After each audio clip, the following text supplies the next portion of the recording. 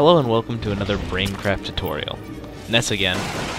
You may remember even from my healing tutorial, the sorcerer one, or from the Cathar series. Today I'm going to talk to you about one of my favorite advanced classes, the Gunslinger. Now the Gunslinger is really great for a couple of reasons.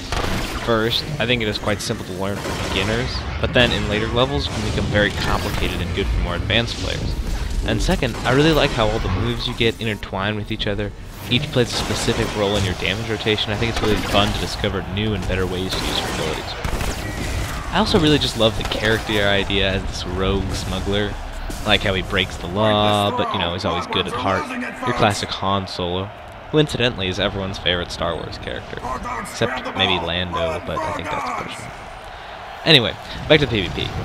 In this tutorial, I'll be sticking to the specifics of the sharpshooter marksman tree. Perhaps I will cover the others in another tutorial, though honestly, I haven't played very much of either, so I'll have to do some more research. Anyway, just as another general overview of your PvP character, in a PvP match, your range will be the best advantage in almost every case. By level 50, the Gunslinger has an immobilize, a knockback that immobilizes, a knockback that comes with aim shot, a stun at close range, and an 8-second flashbang stun. Now all of this makes you ideal to handle incoming melee DPSs. I suggest that you take advantage of this in your position. So, positioning on the Gunslinger is not quite as important as, say, the healer's positioning, but you should still find somewhere out of sight. Your standard abilities have 30 meters of range, which gives you pretty good coverage on most of the PvP maps, so you should be able to find a spot pretty easily.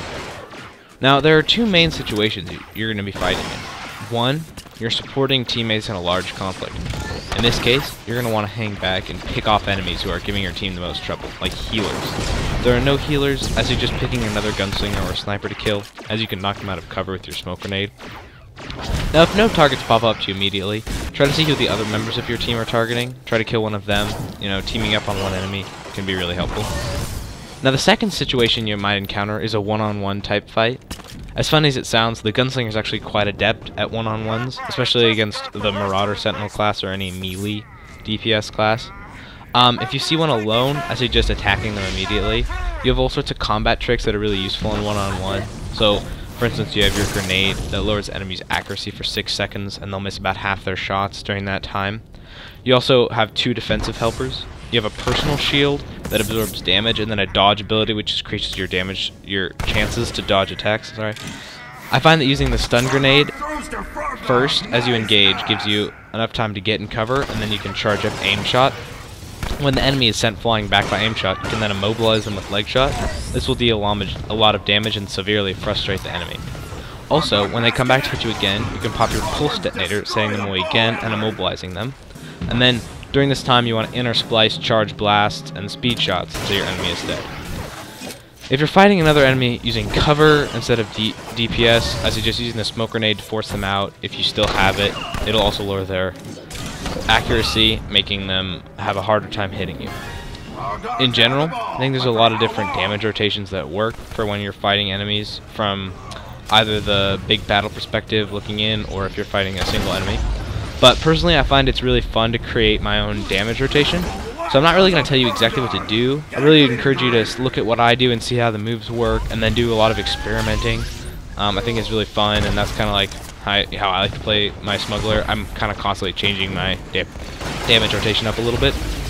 Now it revolves around charged blast most of the time. Since that is just a simple move, it has no cooldown, it has a pretty reasonable charge up time. So I like to use that a lot. I don't start with it though. I like to start with my more advanced abilities with cooldowns, so that then their cooldowns will run out by the time I want to use them again. So I start with aim shot usually, because it charges up for a while and sometimes enemies won't notice during that first charge up time. Then I'll use speed shot, so I can use it again towards the end again.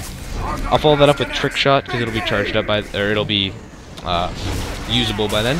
And then I'll use burst volley, so I can use speed shot again, and hopefully aim shot will be recharged, or I can use charge blast at that point.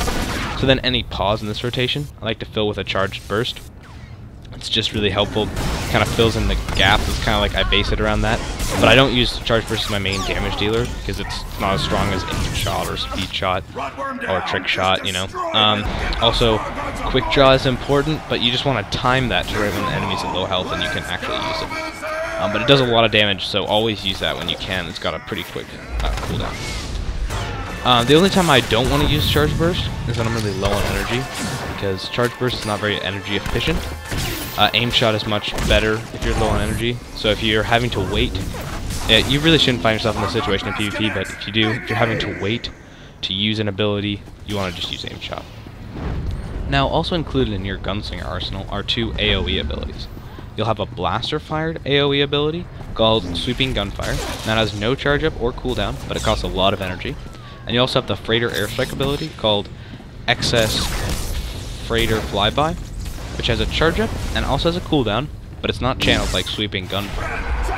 Now, personally, in PvP, I rarely use Sweeping Gunfire because it's channeled, so that means you're not going to be able to do anything while you're using it, and it's really not very energy efficient compared to some of your single moves, like Aim Shot.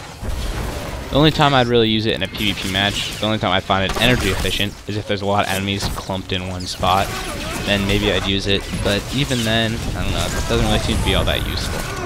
Now, the Excess Freighter Flyby, or like your airstrike move, can be a lot more helpful than PvP, but you should still use it pretty sparingly. It really only has one thing that it's useful for, besides just, I mean, it's such a fun move to use, so if you're not really playing competitively, I would use it all the time. But for more competitive play, you want to use it to deny the objectives. Because what it does is, since it's not a channeled AoE, it's one of the only AoEs that isn't channeled, what you can do is you can drop it down on an objective, like a door on Void Star, or one of the control panels on Alderaan, or Novair Coast, or a pylon on the hyperspace one.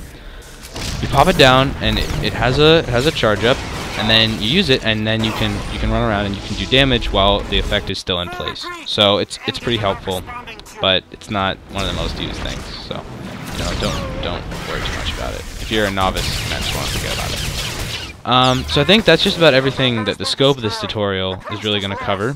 It's not too in-depth. I'm hoping to have it be accessible to people that are new to the game. You should note, though, that this is a pretty specific playstyle for Gunslinger.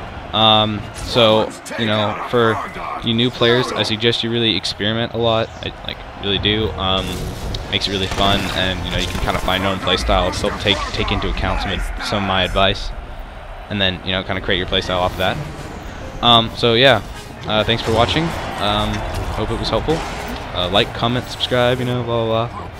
And I hope to see you next time you're on YouTube. Declares the Frog Dogs today's winners. Honor and recovery is